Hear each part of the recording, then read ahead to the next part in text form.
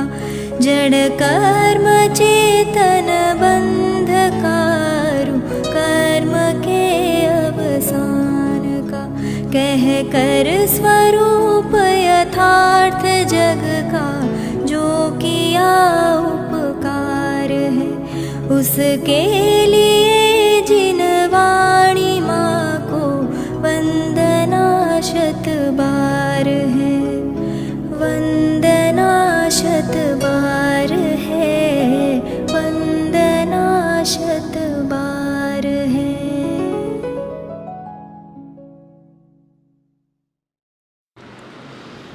ओम नमः सिद्धेभ्यः ओम नमः सिद्धेभ्यः ओम नमः सिद्धेभ्यः। नमो अरहन्ताणं नमो सिद्धाणं नमो आयर्याणं नमो अज्झायाणं नमो लोये सवसाणं। मंगलं भगवान् वीरो मंगलं गौतमो गणी मंगलं कुन्दकुन्दार्यो जैनधर्मोऽस्तु मंगलं सर्वमङ्गलमाङ्गल्यं सर्वकल्याणकारकं प्रधानं सर्वधर्माणां जैनं जयतु शासनं जैनं जयतु शासनं जैनं जयतु शासनं। अहोभाव ग्रंथ है पूज्य गुरुदेव श्रीना 1008 बोलोनो संग्रह है। अहोभाव एनु नाम है, जो कि एनु बीजू नाम नमो लोये सवसाहुणम। घणी वार આપણે આ છેલ્લા 4-5 મહિનામાં અહોભાવ નામ પાછળ એનું જે ભાવ સૌંદર્ય છે, અર્થ ગૌરવ છે, એની ચર્ચા આપણે અત્રે કરી છે.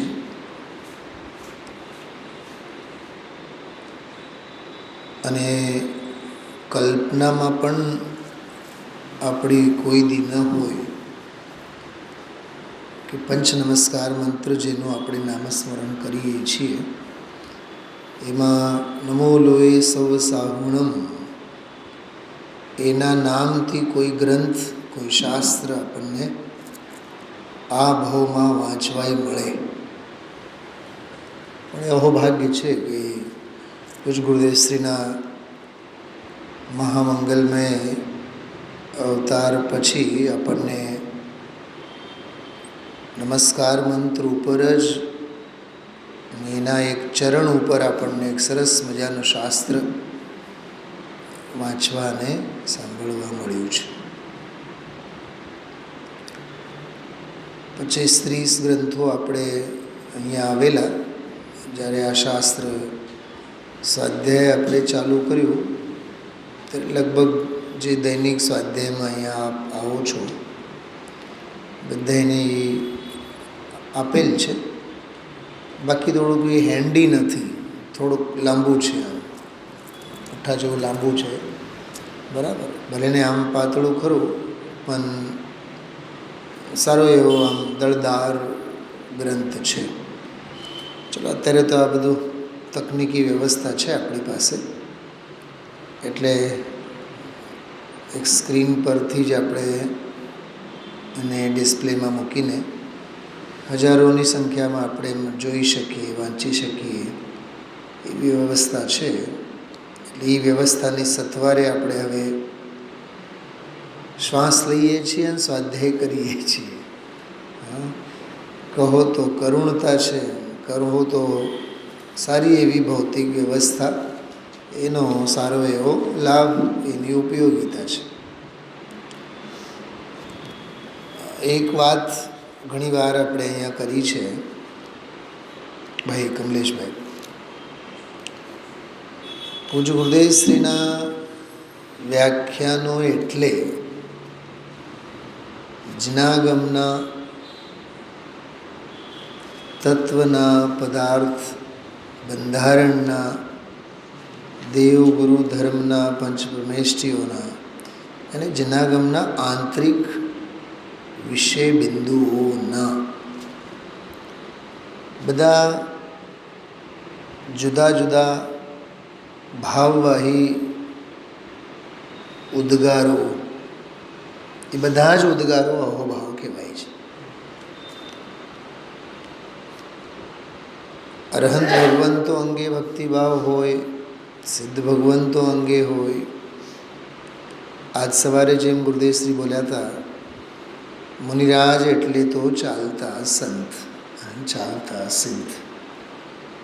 એ 1.5-2 લીટીનો વાક્ય આપણે એ પ્રવચનમાંથી જુદું તારવીએ અને વિચારીએ કે ગુરુદેવશ્રીએ આમ કેમ કીધું કે મુનિરાજ એટલે ચાલતા સંત, મુનિરાજ એટલે ચાલતા સિદ્ધ.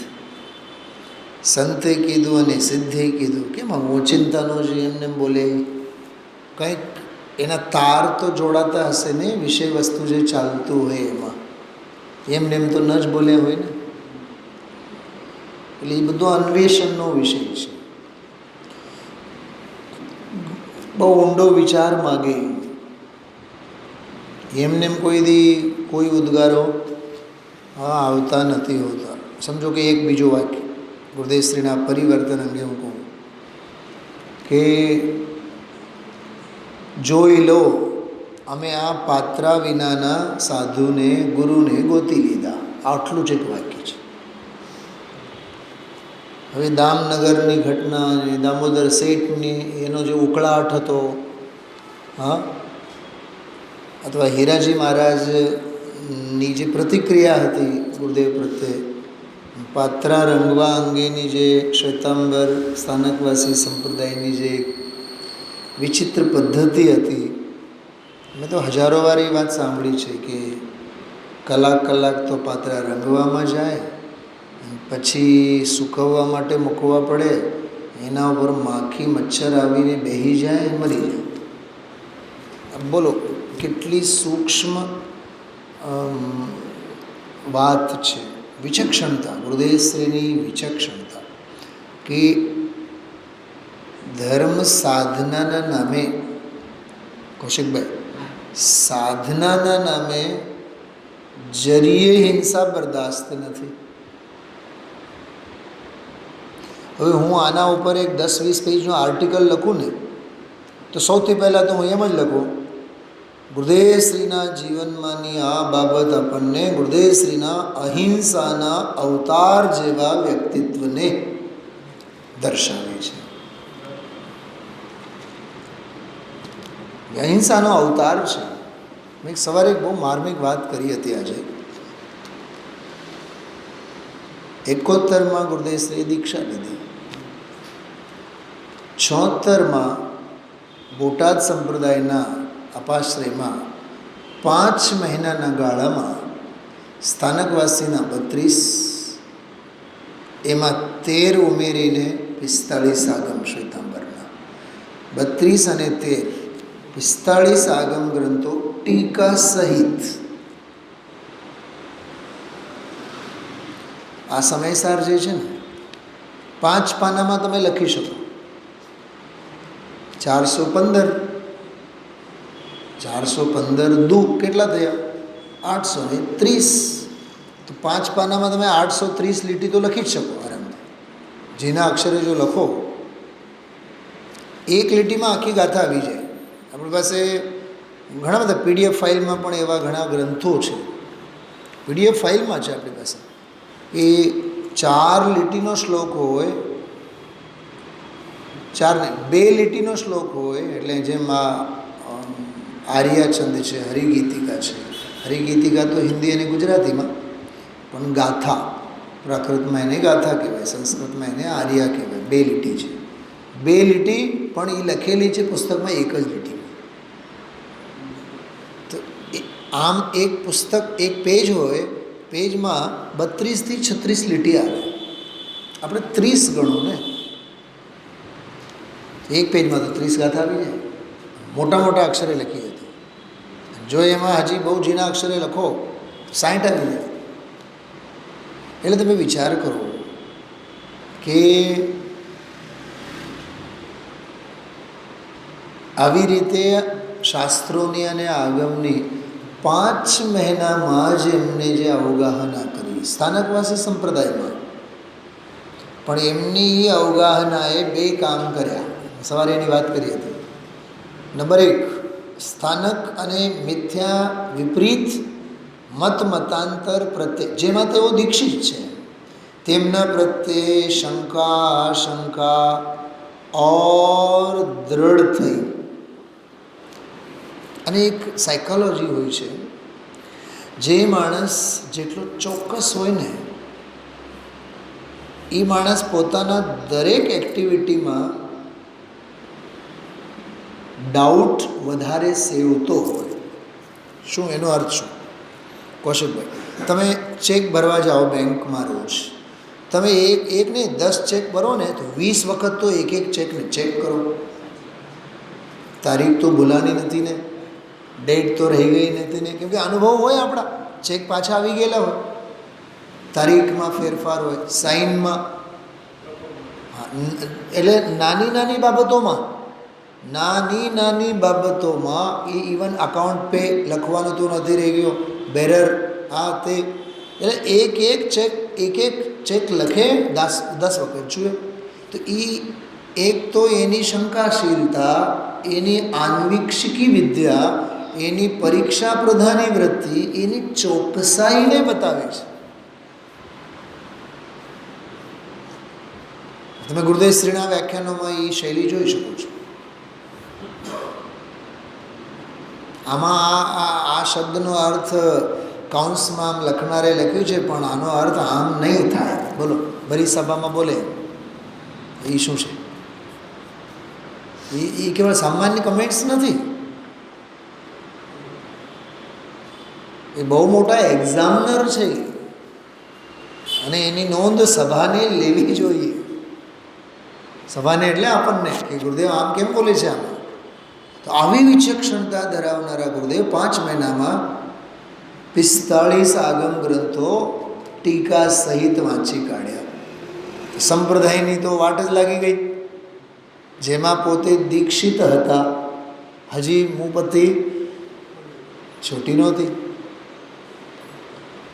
આ 76ની ઘટના 5 મહિનામાં, પછી 2.5 વર્ષ પછી, 1.5 વર્ષ પછી તો સમયસાર મળ્યો 78માં. અને 74, 73, 74, 75 આ બધા વર્ષોમાં પ્રવચન સાર જેવા ગ્રંથોના રહસ્યો બોલતા હતા. જે જીવના અનંતા ભવ જોયા હોય કેવડીએ, એ જે ઘટના છે ને આખી, રાયચંદભાઈ ગાંધી હોય કે બીજા ઘણા દામોદર શેઠ હોય, એમ બોલતા કે ભાઈ કેવડીએ અનંતા ભવ જોયા હોય, દીઠા હોય તો એમાં એકે ભવમાં ઘટાડો નહીં થાય. વાત તો સાચી છે, ગુરુદેવશ્રીની વાત મંજૂર નહોતી. એ ક્રોસ ક્વેશ્ચન કરે સામેવાળાને કે તમને કેવી રીતે ખબર પડે કે કેવડીએ દીઠા હોય અનંતા ભાવ? તમને વિશ્વાસ છે? ચલો આપણે આપણી માની આપણે એમ કહીએ કે હા વિશ્વાસ છે. તમને વિશ્વાસ છે ને સર્વજ્ઞ ભગવાન છે? તો જેને સર્વજ્ઞ ભગવાન ઉપર વિશ્વાસ હોય એને અનંતા ભાવ હોય જ નહીં. બોલો કેવી ગજબની વાત નીકળી. સર્વજ્ઞતાની શ્રદ્ધા જેને હોય એને અનંતા ભાવ હોતા જ નથી. કેમ કે સર્વજ્ઞત્વની શ્રદ્ધા જ બતાવે છે તારો ભવનો કિનારો નજીક છે. આ એનો ભાવ સૌંદર્ય, આ એનો અહોભાવ છે. 91માં જે પરિવર્તન થયું કે મોહપત્તિનો ત્યાગ કર્યો, એ મોહપત્તિના ત્યાગનો ગર્ભ કલ્યાણક તો 75-76માં જ ચાલુ થયો હતો. એવી મેં વાત કરી હતી. એ તો 4 ઇંચની 6 ઇંચની મૂપત્તિ એને પાર્શ્વનાથ ભગવાનની છબીની સામે છોડી મહાવીર જયંતિના દિવસે એ આપણને દેખાણ. હા, બાળક માના ગર્ભમાંથી બહાર દુનિયામાં આવે ને ત્યારે ગામ પેંડાવે છે કે જન્મ થયો જન્મ થયો જન્મ થયો. કેવડી તો કહે છે 9 મહિના અને 9 દિવસ પહેલાં તો માના ગર્ભમાં એનો જન્મ થયેલો છે. દુનિયામાં બધું જ ઊંધું જ હાલે, દુનિયા જ ઊંધી છે, વસ્તુ સ્વરૂપ તો કંઈક જુદું જ છે. હા, આપણે એમ કે મોટા થઈ ગયા 91 વર્ષ 62 વર્ષ 65 વર્ષ બહુ મોટા થઈ ગયા કે ખોટા થયા, કે ઉંમરમાં ઘટાડો થયો ને. હા, ઉંમર તો ઘટી ગઈ ને, હવે નાના થયા, મોટા ક્યાં થયા? 100 વર્ષની ઉંમર ગણીએ, 65 વર્ષ પૂરા થયા, 35 બાકી, તો હવે તો નાના થયા ને, મોટા ક્યાંથી થયા? ઉંમર ઘટીને ઘટાડો જુઓ ને. અને આને ગુરુદેવશ્રીની ભાષામાં કહો, જે સમય જાય છે મોતની નજીકમાં જાય છે. બોલો એને હવે સમાધિ મરણ સંભળાયને નહીં તો શું સંભળાય?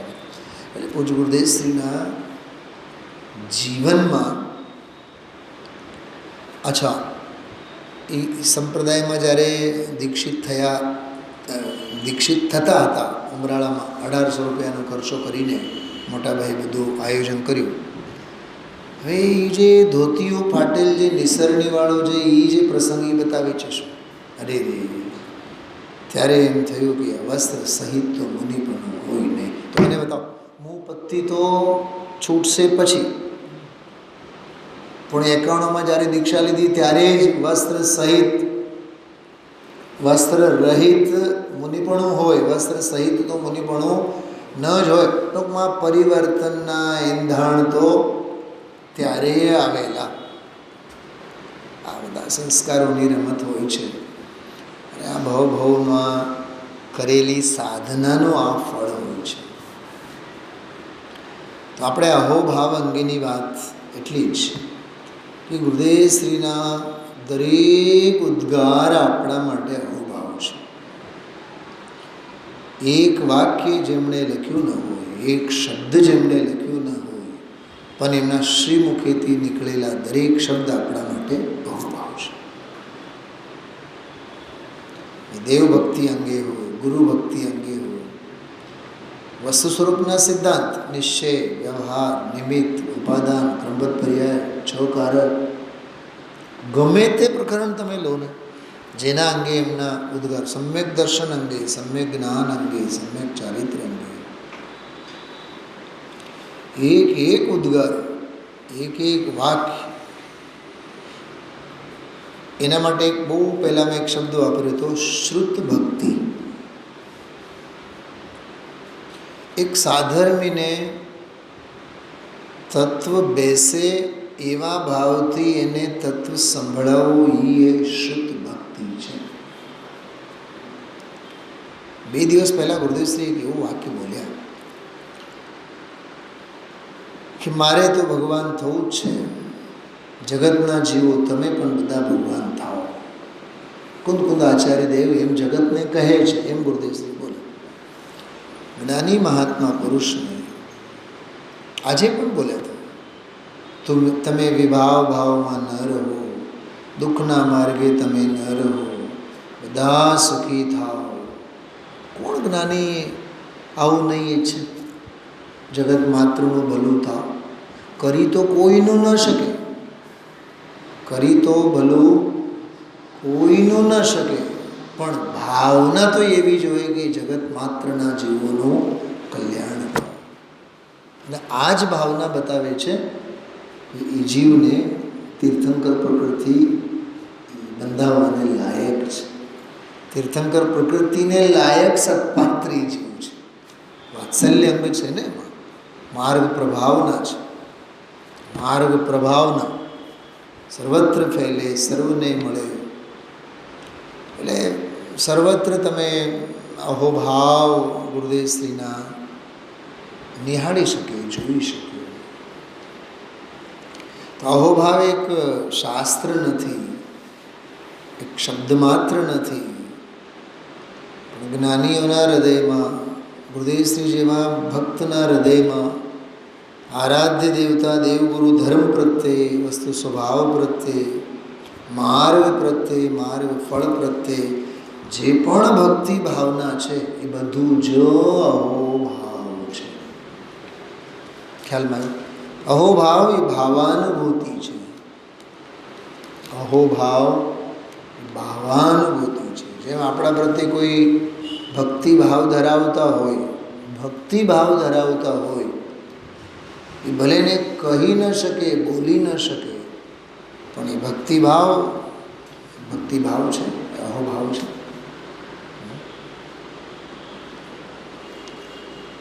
હમણાં ગઈ મે મહિનામાં જ્યારે એમપીમાં ટીકમગઢ લલિતપુર જવાનું થયું, મારે ટીકમગઢમાં હતા 8 દિવસ. 4-5 દિવસ પછી ખબર પડી ગઈ દ્રોણગીરીમાં અરવિંદભાઈ પંડિતજી પધારવાના છે. રાત્રે ખબર પડી. અમે લોકો નક્કી કર્યું કે સવારે આપણે જશું. તો એની દેહની મેં સ્થિતિ જોઈ. એની નજર આમ જમીન પર ટકે જ નહીં, આમ જ, મોઢો આમ જ, અને હાલે પગ પણ ઉપાડી જ ન શકે, આમ પગલાં ઉપડી જ ન શકે, ઉપાડી ન શકે, સાવ શરીરમાં તાકાત જ નહીં. આમ શરીર સ્વસ્થ દેખાય આપણને.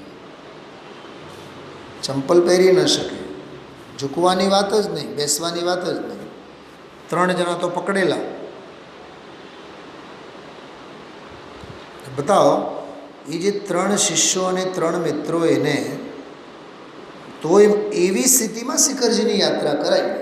બોલો, હવે એવી સ્થિતિમાં પણ એને શિખરજીની યાત્રા કરાવી.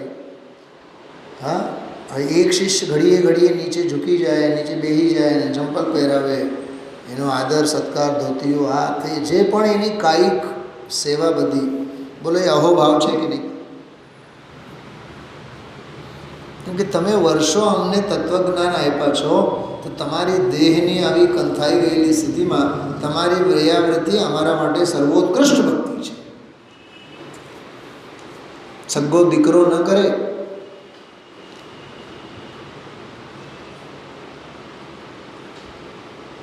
તમે અહોભાવનો એક વ્યાવહારિક રૂપ બતાવ્યું કેવળ.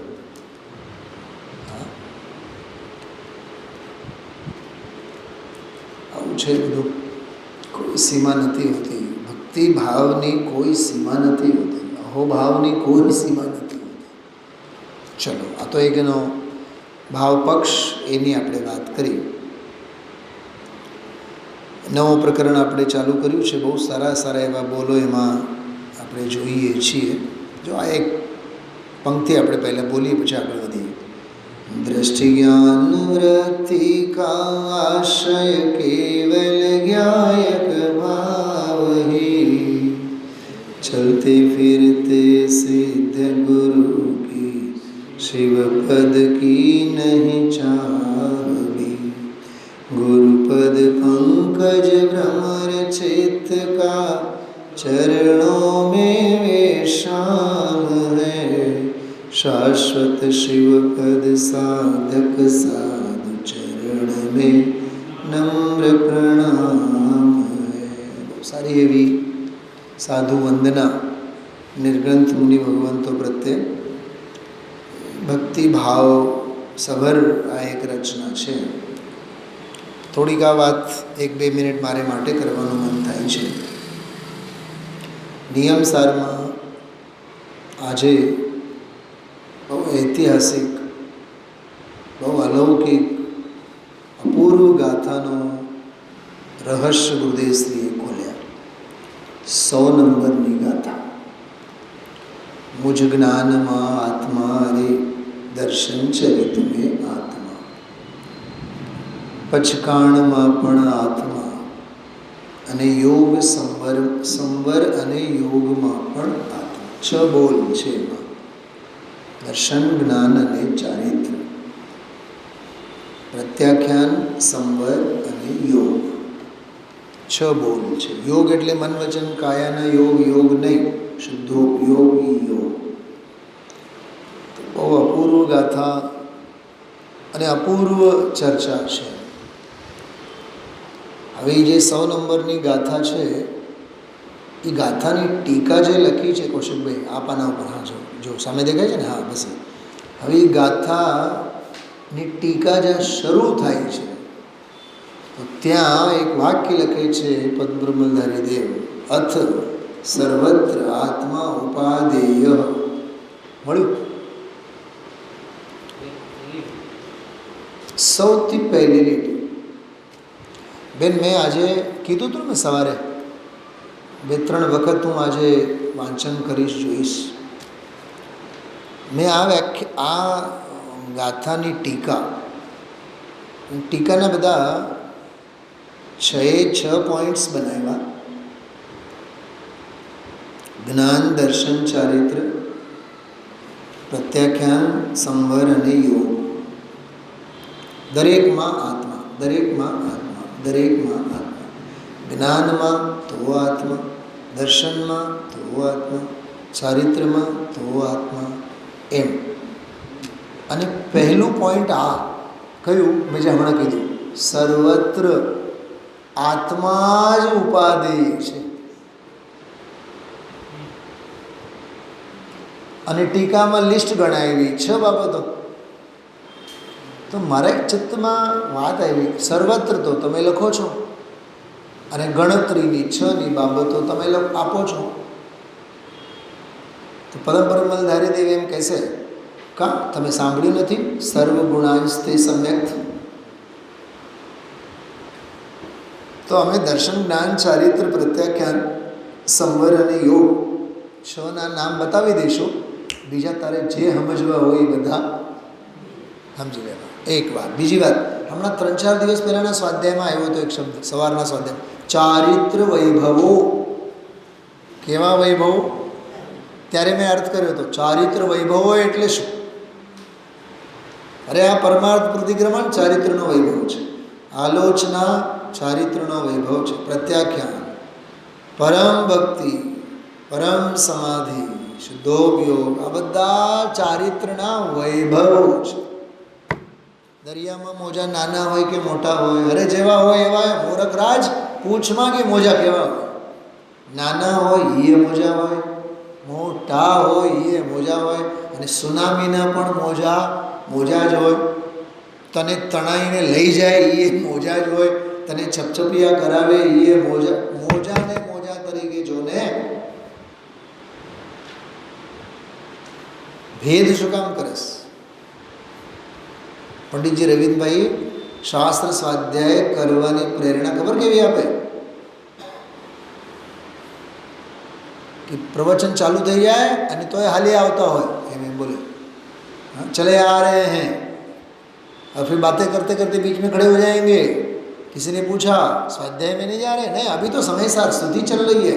तने समय सार स्तुति स्वाध्याय જેવું લાગતું જ નથી. સમજી લેવાનું હજી સ્વાધ્યાય કરવાની પાત્રતા જ નથી. શું કીધું છે કે નહીં? અનુશાસના. હા, આપણે તમે જો સમયસાર સુધી હાલતી હોય તો વાતો ચાલતી હોય, ગુરુદેવનું માંગલિક આવે એટલે પછી અલર્ટ થઈ જઈએ સાવધાનની મુદ્રામાં, અને ગુરુદેવનું માંગલિક પૂરું થઈ જાય વળી પાછું કા. અરે પછી જે સ્વાધ્યાય છે એ માંગલિક છે, અને એ માંગલિકનો ઓલું માંગલિક છે. થોડુંક તો બુદ્ધિ વાપર. 1 કલાક જે ગુરુદેવશ્રી બોલશે ને એ માંગલિક છે, ખરેખર તો એ માંગલિક નથી. પૂરી વાત સાંભળો. એ જે ભગવાન આત્મા માટે છે એ ભગવાન આત્મા માંગલિક છે. એ તો માંગલિકની કથા છે કલાકની, અને કથા જે માંગલિક છે એનું માંગલિક ઓલું 1-1.5 મિનિટનું છે. રાજુભાઈ, હા, તમારા જેવા યુવા મિત્રો ઘણા કહેતા હોય છે, મને કહેતા હોય છે ને અમે તો રોજ માંગલિક સાંભળીને ધંધે જઈએ. ખબર છે ધંધે શું કામ જાઓ છો, અને માંગલિક સાંભળીને શું કામ જાઓ છો? ગ્રાહકી વધે, ગ્રહિત મિથ્યાત્વના ઓળકાર લેતા લેતા જાઓ છો. ખરેખર ગુરુદેવશ્રી પ્રત્યે જો શ્રદ્ધા અને વિશ્વાસ હોત અને ભવનો ભય હોત તો માંગલિક સાંભળીને ભાગી નહીં છૂટો, પલોટી વાળીને કલાક માટે અહીંયા બેહો. કોઈ ચક્રવર્તીનો વૈભવ લૂંટાઈ નથી જવાનો. અને બીજી વાત, દાને દાને પે લિખા હોતા હૈ, નક્કી છે, સુનિશ્ચિત છે ને. અચ્છા, બીજી વાત, સમય સે પહેલે ભાગ્ય સે અધિક ના આજ સુધી કોઈને મળ્યું છે, કોઈને મળવાનું નથી. તો કેવી દોડધૂપ. આ બેનશ્રીના ફોટા લગાડવાથી શું થાય? બોલો મીનાબેન, આ બેનશ્રીના ફોટા લગાડવાથી એના ભગત થઈએ આપણે. મારે હવે રમત રમવી નથી, એ બધાને લાગુ પડે. સ્ત્રી હોય કે પુરુષ હોય કે નાના હોય કે મોટા હોય, શેની રમત માંડીને બેઠા છીએ આપણે? ધંધા અને વ્યાપારને. અરે કમલેશભાઈ, ચક્રવર્તીત્વ ચક્રવર્તીની મજબૂરી હોય છે, એ ખુદદારી નથી, એની ગૌરવની વાત નથી. રાજુભાઈ બોલો. નહીં નહીં બોલો ને, એટલે સમજો છો શું કહું છું? એ તમે જે કંઈ ત્યાં 8-10 કલાક જે કરો છો ને, એ મજબૂરી છે. પાપી પેટ કા સવાલ.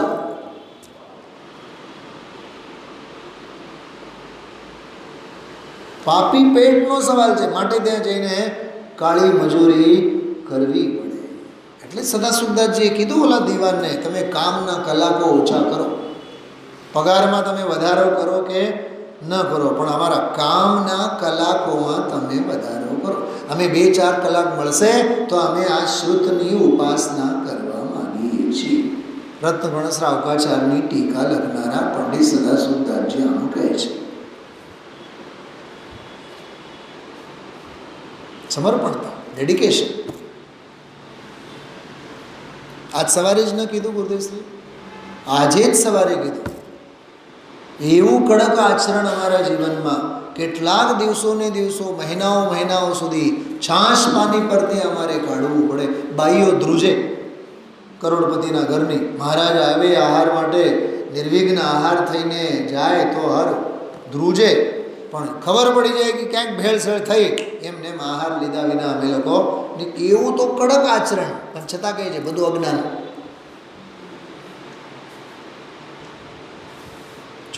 કેવું ગજબનું છે ગુરુદેવશ્રીનું. કેવું અન્વેષણ કહેવાય, કેવું અનુસંધાન કહેવાય. દીક્ષા લઈને બેઠા છે સ્થાનકવાસીના સૌથી મોટા સાધુ. હા, ખ્યાલ છે, મેં કીધું હતું કાલ પરમ દિવસે. ગુરુદેવશ્રીએ સૌથી પહેલાં મરજી ઉતારી હતી પરિવર્તન માટે રાજકોટ પર, પણ રાજકોટમાં પરિવર્તન ન કર્યું. એ આપણું સૌભાગ્ય કે દુર્ભાગ્ય? કે લાયક તો મળવું જોઈએ ને ગામ.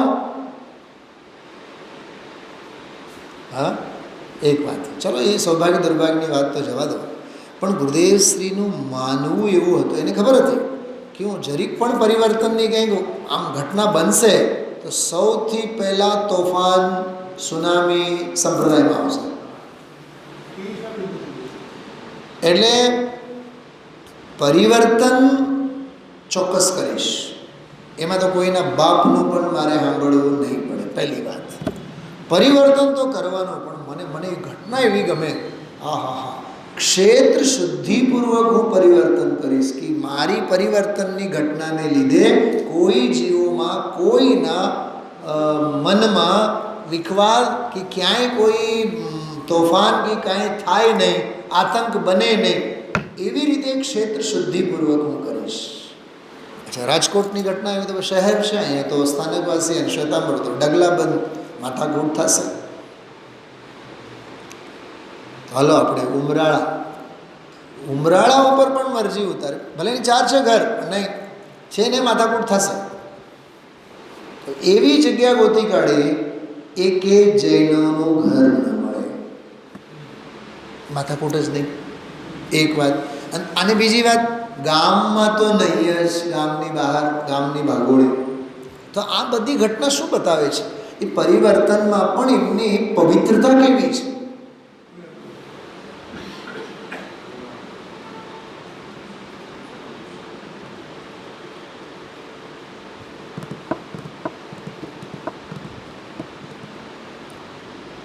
સમજવા જેવું છે. હા, કોઈ હિંસા ન થાય, તોફાન ન થાય, અને પરિવર્તન થયા બાદ 3 દિવસ તો ગુરુદેવશ્રી મૌન રહ્યા. ત્યાં સુધી બધા થોડા ખદબદ થતું હોય ને પેટમાં સામેવાળાને, એ બધું થાળે પડી જાય, બોલવાનું જ નહીં.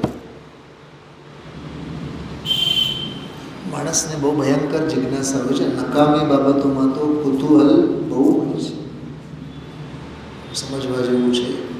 ગુરુદેવશ્રીની દરેક હલચલ, દરેક ક્રિયા, દરેક વિચાર. હમણાં વાક્ય આવ્યું હતું એક બહુ સરસ. મેં વાક્ય અહીંયા સ્લોગન ટાઈપ લખીને જ સ્ક્રીન પર મેં મૂકીને વાત કરી હતી આપ સૌને.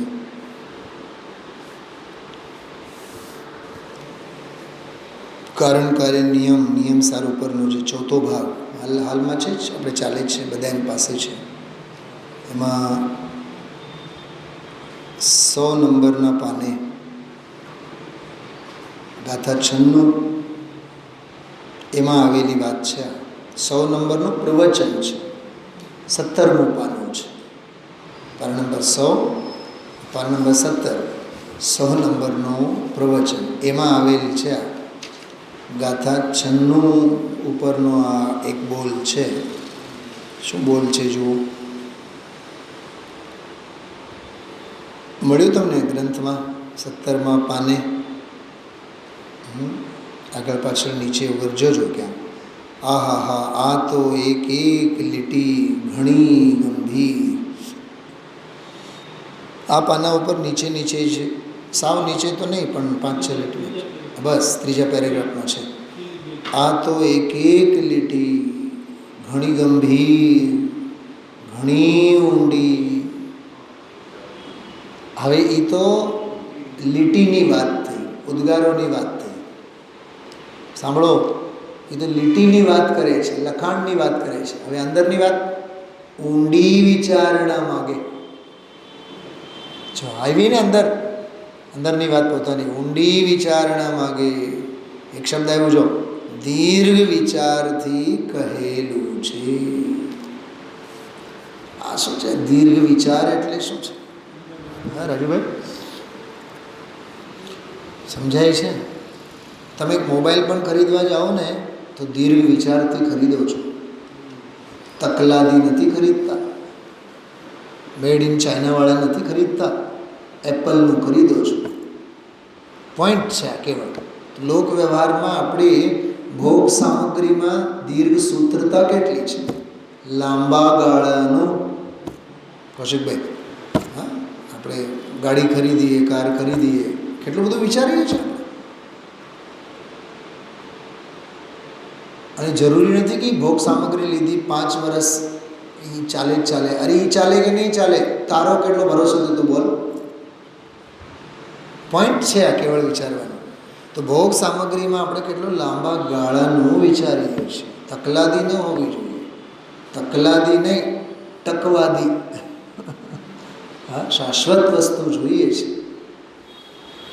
દરેક વસ્તુમાં તો ઉત્પાદ વ્યય દ્રવ્યની વ્યવસ્થા લખેલી છે. જે ભાવે, જે દ્રવ્ય, જે ક્ષેત્રે, જે કાળે, જે ભાવે, જે દ્રવ્યનું જે પરિણમન થવાનું. ખ્યાલમાં આવ્યું? કહેવાનો અર્થ એવું છે કે ઊંડી વિચારણા માગે, દીર્ઘ વિચારથી કહેલું છે. બહુ માર્મિક વાત છે. તો હંમેશા દીર્ઘ વિચારણાથી આપણે વિચારવું. તો આજે 100મી ગાથા આજે લીધી, એમાં જે વાત કરી એ જ વાત આ મંગલાચરણમાં આપણે જોયું. હમણાં જે મંગલાચરણમાં જે જોયું કે દ્રષ્ટિ જ્ઞાન વૃત્તિ કા આશ્રય કેવલ જ્ઞાયક ભાવ હે. કેવલ ભગવાન આત્મા જ્ઞાયક. દ્રષ્ટિ એટલે સમ્યક દર્શન, જ્ઞાન એટલે જ્ઞાન વૃત્તિ એટલે ચારિત્ર. દર્શન, જ્ઞાન અને ચારિત્રનો એ આશ્રય છે, આધાર છે, અવલંબન છે. એને ભરોસે, એને આશ્રય શ્રદ્ધા સધાશે, જ્ઞાન ઉછળશે, ચારિત્ર્ય પણ સિદ્ધ થશે. એટલે જ ઓલી 100 નંબરની ગાથામાં કીધું મુજ જ્ઞાનમાં, દર્શનમાં, ચારિત્ર્યમાં સર્વત્ર આત્મા છે. તો એટલે જ પહેલું વાક્ય કેટલું સરસ છે, સર્વત્ર આત્મા જ ઉપાધિ છે. બેનશ્રીના વચનામૃતની ભાષામાં કહું ને, મારે આત્મા સિવાય કાંઈ નથી જોતું, મારે આત્મા જ જોઈએ. એવું એક વાક્ય છે, મારે આત્મા જ જોઈએ. કૌશિકભાઈ, એમ થવું જોઈએ. બેનશ્રીનું બોલે એવું છે, મારે આત્મા જ જોઈએ, એમ થવું જોઈએ. એ શું છે એમ થવું જોઈએ? બોલો. એમ થવું જોઈએ એટલે એમ આપણા સ્વભાવમાં એ એવો અભિપ્રાય વણાઈ જવો જોઈએ. એવું વાક્ય છે, ગજબનો બોલ છે. મારે આત્મા સિવાય કાંઈ નથી જોતું. બોલો, મારે આત્મા જ જોઈએ, એમ અંદરમાં થવું જોઈએ. દર્શન, જ્ઞાન, ચારિત્ર્ય, પ્રત્યાખ્યાન. આહા, અશોકભાઈ સવારે એક મેં બહુ માર્મિક વાત કરી હતી. એમાં જો ત્રીજી લીટી, જો ત્રીજું ચરણ ગુજરાતીમાં, મુજ જ્ઞાનમાં આત્મા હરે છે. હા, પછી હા, દર્શન ચરિત્રમાં આત્મા, એટલે દર્શનમાં ચારિત્રમાં આત્મા. પછી જો શું લખ્યું છે, બસ ઉભા રહો, પચકાણમાં પણ આત્મા એમ લખ્યું છે ને.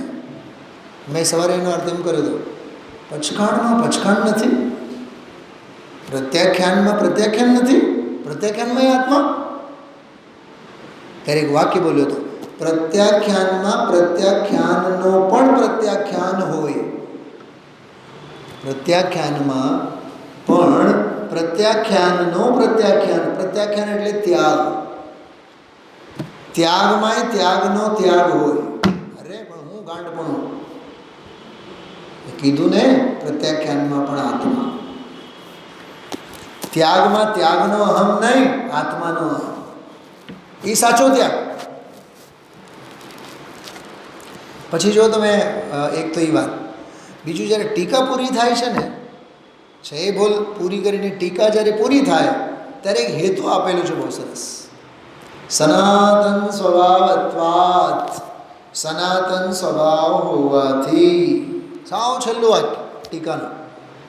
આમ કે તો કહે છે કે સનાતન સ્વભાવ હોવાથી.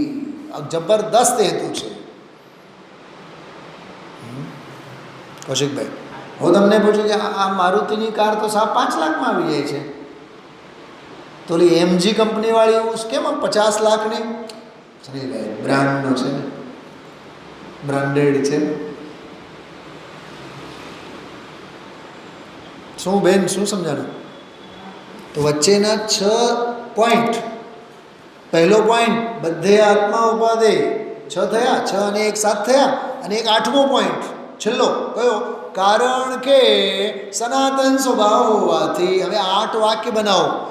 જ્ઞાનમાં આત્મા કેમ? સનાતન સ્વભાવ હોવાથી.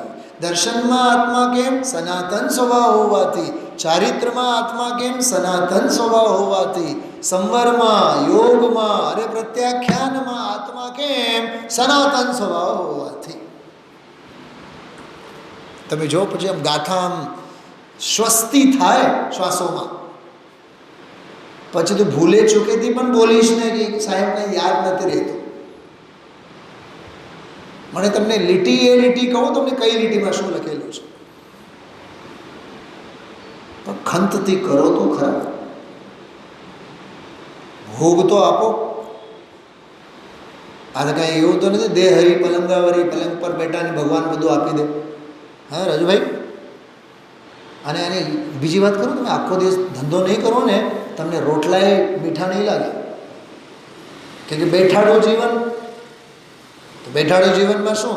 આખો પેટ ઉપર આમ હાથ ફેરવ્યા રાખીએ, અને શ્રીમતીને એક જ વાત, આજે ખબર ને પેટ બહુ ભારે લાગે છે, મજૂરી કરો, પુરુષાર્થ કરો. પોઈન્ટ સમજાય છે? આ પુરુષાર્થ વિનાનો માર્ગ નથી. આ બહુ અદ્ભુત માર્ગ છે. એટલે એમાં જો આ વાત दृष्टि ज्ञान रति काशय केवल ज्ञायक भाव ही चलते फिरते सिद्ध गुरु की शिव पद की. आहा, गजबની વાત, ગજબની વાત. જો મુનિરાજ જેવા કોઈ મુમુક્ષુ નથી, છતાં મુનિરાજને મોક્ષની ઈચ્છા નથી. બે વાક્ય યાદ રહી જશે. આમાં લખેલું છે, चलते फिरते सिद्ध गुरु की शिव पद की नहीं चावी. अरे આ નિર્ગ્રંથ મુનિ ભગવાન તો એવા હોય છે કે જેમને મોક્ષની પણ ચાહ નથી હોતી, છતાં સૌથી મોટા મુમુક્ષુ. અને આપણે આખો દી ધંધે બેસનારા, કોક પૂછે તમે કોણ? અમે તો મુમુક્ષુ. શેના મુમુક્ષુ? આ નિર્ગ્રંથ પંથમાં હરતા ફરતા સિદ્ધ ભગવાન હોય તો એ શિવ પદની ચાહ નથી, ચાહ જ નથી. છે ને ગજબની વાતો? હા, બહુ અદ્ભુત અહોભાવ. વિચારીએ. આગળનો નવો પ્રકરણ જે છે અનાહારી સ્વભાવ, એ તો પૂરું થઈ ગયું છે. અને આપણે આમાં જે છે વિચરુંગા કબ મહત્પુરુષ, વિચરશું કબ મહત્પુરુષને પંત જો, એના ક્રમમાં આ બધી બહુ અદ્ભુત ચર્ચા આપણે કરીએ છીએ. અહો મુનિ દશા કા सम्यक्त उनकी आत्मा में प्रवर्तमान चारित्र दशा और उनकी केवल ज्ञान प्राप्त करने की जो आ છે અહો. હા, આ અહોભાવ આનો કરવા જેવું છે. મોક્ષની તૈયારી એ અહોભાવ છે. હા, ચારિત્ર વર્તે એ અહોભાવ છે. અને કેવળ જ્ઞાન પ્રાપ્ત કરવાની પૂર્ણતાની તૈયારી અહોભાવ છે.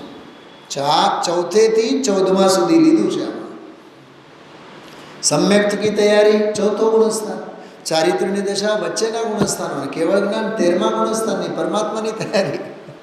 બધું આવી ગયું એમાં. કહે છે કે ચડતો જે ગુણસ્થાન, ચડતી શ્રેણી જે છે એ અહોભાવને લાયક છે. સન્માનનીય તો એ છે, આદરણીય તો એ છે. 112 નંબરનો બોલ આપણે બહુ ડિટેલમાં 3-4 સ્વાધ્યાય પૂરા થયા. સાધુ શબ્દ દ્વારા આપણે આત્મ સ્વરૂપની સાધનાની વાત આમાંથી કાઢવી. બાકી આચાર્ય માટે લખ્યું અને ઉપાધ્યાય માટે લખ્યું એ બધી બાબતો એનો શાબ્દિક અર્થો છે. એ વ્યંજનાચાર છે, એ અર્થાચાર નથી. અર્થાચાર તો એ છે અરે રે સાધના તો મારા સ્વભાવની હોય. પછી વૈરાગ્યનો એક બોલ આવ્યો હતો, 21 વર્ષનો પુત્ર મરી જાય, મોહવશ કાળજામાં ઘા વાગે, દુનિયાની બધી વસ્તુઓ પ્રત્યે એનો પ્રેમ છૂટી જાય. મેં કીધું હતું બીજા સ્વાધ્યાયમાં, મીનાબેન શું કીધું હતું? આર્ત ધ્યાન છે કે ધર્મ નથી. કૌશિકભાઈ, હા, કદાચ હોઈ શકે પપ્પા ગુજરી ગયા પછી તમે પપ્પાને ગમતી વસ્તુ, ફોર એક્ઝામ્પલ એપલ, સુનિલભાઈ હું એપલ નથી ખાતો, પપ્પાને બહુ ભાવતું અને હું હવે ખાઉં ને મને પપ્પાની યાદ આવે એટલે મેં તો છે ને હવે છોડી દીધું છે, પચકાણ કરી લીધું છે. પણ કૌશિકભાઈ પચકાણ આર્ત ધ્યાન છે. કાં? કેમ કે એ વસ્તુની ઓથે તમને યાદ તો પપ્પા જ આવે છે. 21 વર્ષનો છોકરો જે ગુજરી ગયો એ જ યાદ આવે છે ને, આમાં લખેલું છે. એ તો સ્મશાન વૈરાગી છે. હા, એ તો સ્મશાન વૈરાગી છે, આર્ત ધ્યાન છે. પણ એ દૃષ્ટાંત આપ્યું. પણ સિદ્ધાંતમાં શું આપ્યું कि वैसे ही मुनिराज को आत्मा का प्रेम वर्तता है, अतः पर का प्रेम नहीं रहता. અંદરમાં આત્મ સ્વભાવ પ્રત્યે પ્રેમ છે ને એટલે જગતનો પ્રેમ એનો છૂટી જાય છે. જબ નિજ આત્માનુભવ આવે તબ કછુ ઓર નહીં સુહાવે. બિલકુલ આ વાત છે, ખ્યાલમાં આવે છે. બહુ અદ્ભુત વાતો છે. રસની રસ હો જાય તત ક્ષણ મન પંછી મર જાવે. મન પંછી મર જાવે. ઓલા જે બેનની મેં દાખલો આપ્યો ને, મહારાષ્ટ્રનો 6 કરોડ રૂપિયા દાન આપ્યા અત્યાર સુધી. ભાઈ ગુજરી ગયા, બહેન મરી ગઈ, એક બહેને આત્મહત્યા કરી, બાપ ગુજરી ગયા, મા રહી ગઈ છે, પોતે રહી ગઈ છે. આજની જ વાત કરું, આજે જ મેં બપોરે કીધું, સામાજિક બધી પરિસ્થિતિઓની બિચારા વાત કરતા હોય, મને લાગણીથી મેં સહેજે કીધું, તમારી તો હવે સાવ ઈચ્છા જ મરી ગઈ, કેમ કાંઈ પણ કરવાની. ખબર શું બોલી, કેટલી પીડા હશે. અરે મારી ઈચ્છા મરી ગઈ એવી શા વાત કરો છો, હું પોતે જ મરી ગઈ છું, એમ બોલી. શાસ્ત્રી વિદુષી છે, પ્રત્યાખ્યાન વિષય ઉપર, આલોચના વિષય ઉપર PhD કરેલ છે. એ મને આ શબ્દો બોલી, મારી બહુ સારી એવી એમ સરળ શબ્દોમાં કે બેનપણી કહીએ, મિત્ર તરીકે છે. શું વિચારો રાજુભાઈ? હા, મારી ઈચ્છા નથી મરી ગઈ, હું જ પોતે જ મરી ગઈ છું. હોશ જ ન રહે જગત પ્રત્યે. બધું નાટક જુએ ને એટલે બહારનું બધું બહુ વિચારવા જેવું છે. વૈરાગ્યનો બહુ જોરદાર બોલ છે. જો સ્વભાવનું આલંબન, સ્વભાવની દૃષ્ટિ, એટલી બધી દૃષ્ટિ દૃઢ છે. હું ગુરુદેવશ્રીના વ્યક્તિત્વને આમાં ફિટ બેસાડવા માગું છું. એને પાલેજ પ્રત્યે કેટલો પ્રેમ, એને વડોદરા અને મુંબઈ વ્યાપાર માટે જવાના વ્યાપારી મિત્રો અંગે કેટલો પ્રેમ. મને એક બીજો વિચાર આવે ઘણી વાર, ખાલી દિમાગ હોય ને એટલે વિચાર આવે બહુ, કે ગુરુદેવશ્રી કોઈ પ્રવચનમાં વડોદરાના કે મુંબઈના કોઈ ઓળખીતા પૈસાવાળા વ્યાપારીનો કોઈ દાખલો કોઈથી નથી આપ્યો. વખાણ કર્યા હોય, એને ત્યાં અમે માલ લેવા જતા હતા અને બહુ ઓછા ભાવે આપતા અને તરત જ આપી દેતા, ક્યાંય કોઈ વખાણ જ નથી કર્યા રાજુભાઈ. પણ નકામી બાબતોની નોંધ શા માટે લે? એ કે નોંધ લેવા જેવી વાત છે. હા હા, એ વ્યાપાર માટે ગયા હોય અને રામલીલા જોવા ગયા હોય, પ્રહલાદનું નાટક જોવા ગયા હોય, અનુસૂયાનું નાટક જોવા ગયા હોય, એ વૈરાગ્યના પ્રસંગો ચોક્કસ યાદ કરે. એટલે આ બધું બહુ અદ્ભુત છે. તો આત્મા અંગેનો પ્રેમ, સ્વરૂપ અને સ્વભાવ અંગેનો પ્રેમ, ધૂન જે આત્માની હતી ગુરુદેવશ્રીની, જગતની ધૂન ક્યાં રહે પછી. બેનશ્રીના નિશ્રામાં, એમના માર્ગદર્શનમાં, ગુરુદેવશ્રીની નિશ્રામાં, પૂજ બેનશ્રીની નિશ્રામાં જે બધા 18, 20, 22 બ્રહ્મચારી બહેનો બ્રહ્મચર્ય વ્રત લઈને રહેતા થયા, એ પ્રસંગને જ્યારે યાદ કરે ને 78-80ના પ્રવચનો, તો એમ બોલે કે ભાઈ ઘરે રોટલા નહોતા એમ નહીં, સારા એવા પૈસાદારની દીકરીઓ, બધી કરોડપતિની દીકરીઓ, ભણેલી, તમારી ભાષામાં શું કહેવાય, બોલી ભણેલી, ગ્રેજ્યુએટ શબ્દ યાદ નહીં આવે, 4 ચોપડી ભણેલા. હવે તમે વિચાર કરો,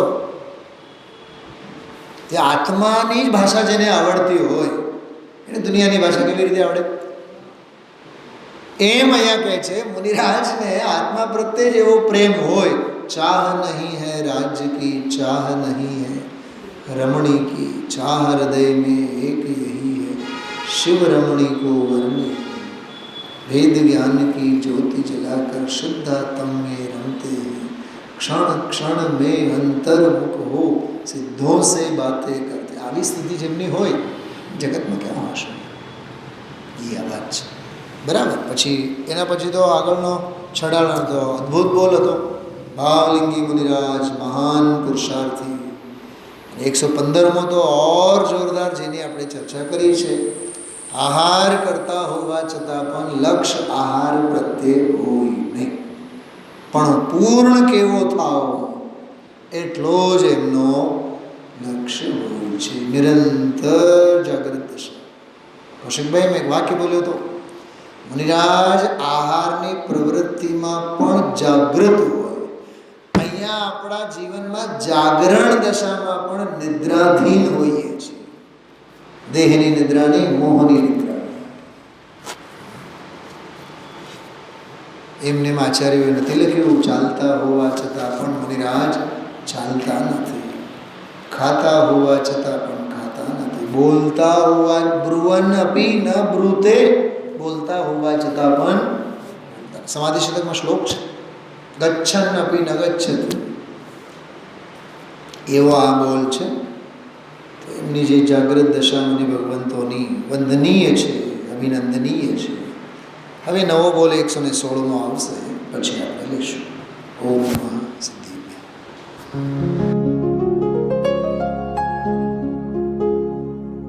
निज निधि निज में बताए, यह अनंत उपकार है उसके लिए जिन वाणी माँ को वंदना शत बार है, वंदना शत बार है, वंदना शत बार है.